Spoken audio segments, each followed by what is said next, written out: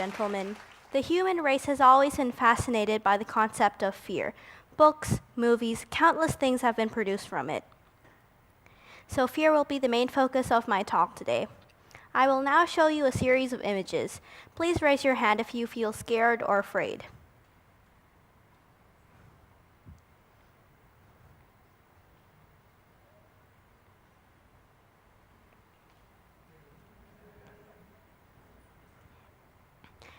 Now, these are just pictures and they cannot harm you anyway, yet we still feel fear. But why? Why are we still scared of a bunch of pictures? Well, fear is actually just an instinct from when we were slightly less developed. Approximately 3 million years ago, there were many dangers, such as predators and natural disasters, things that could kill humans, and at that time, humans had no defenses against them, unlike today. Humans have developed these fears to act like a defense mechanism. If humans didn't fear things, we would have died out long ago. Ancient humans would have approached dangerous beasts, accidentally fall off cliffs, or attempted to imitate animals that could do things that humans can't, like fly. Humans would be filled with stupidity and courage. They wouldn't be afraid of death, destruction, or disease.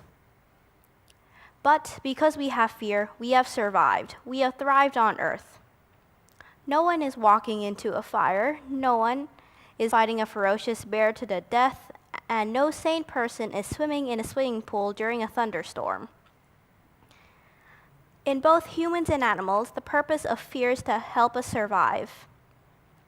Evolution has selected only the humans with fear genes. That's why everyone today is afraid of something.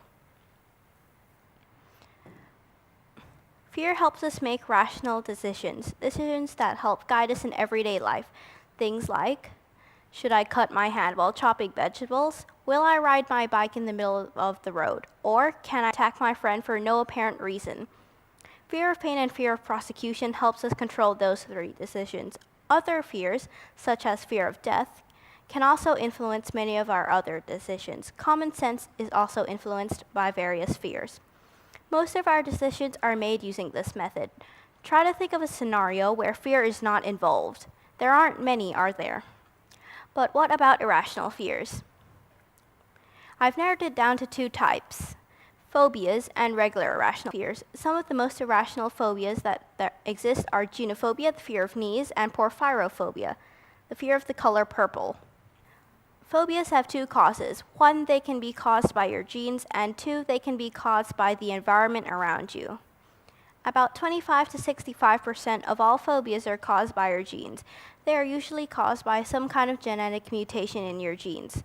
However, scientists aren't actually sure which specific gene is responsible for causing the phobia, but it is more likely that a group of genes is responsible. As for phobias caused by the environment, these are usually caused when you are traumatized by the feared object or event. Interaction with the feared object or event could potentially cause a phobia. Seeing or even hearing about the feared object could cause your phobia. For example, if you have been bitten by a dog, it is possible for you to develop a fear of dogs. And if you have heard about several airplane crashes, you could develop a fear of flying or airplanes. However, this method of forming a phobia is less likely than it being formed by your genes. According to the UK Phobic Society, phobias that are caused by the environment usually develop in children from early childhood to early adulthood. And it is considered quite unusual for someone who is age 30 and above to develop a phobia. This is because children's brains are still developing and it will be easier for them to have a mental condition. Moving on to regular irrational fears, these fears are usually fears of something that is common in everyday life, yet they can still not harm you. Some examples of rational fears are public speaking or your A-levels. This is because both of these events have a lot of stress and pressure. When people are scared of irrational things, it is usually because they are scared of consequences. For example, when you're speaking publicly, if you mess up, you could cause a lot of embarrassment. And if you fail your A-levels, we all know that you will probably not get a good college education or a stable job and probably end up in a life of debt. The more important an event is to you, the more stress and pressure there is, which makes it more likely for you to fear that thing. So, moving on.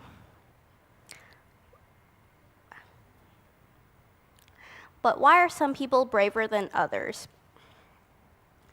Some people are easily scared, and if they encounter a creepy talking doll, they could scream and faint. However, other people might not be scared at all and put on a brave face. We say things that are scary cause fear. Things like horror movies, gruesome scenes, or psychopaths. Everyone is unique, and everyone will define fear differently. And everyone will have different levels of fears. So, concluding my talk, overall, fear has good sides and bad sides too. Fear can stop us from trying new things and keep us from having new experiences. However, it will be able to keep us safe. As a rock climber, I often experience the fear of falling when I push past my limit. However, I have never let that fear stop me from going over my limit. It is impossible for any human being to not feel fear.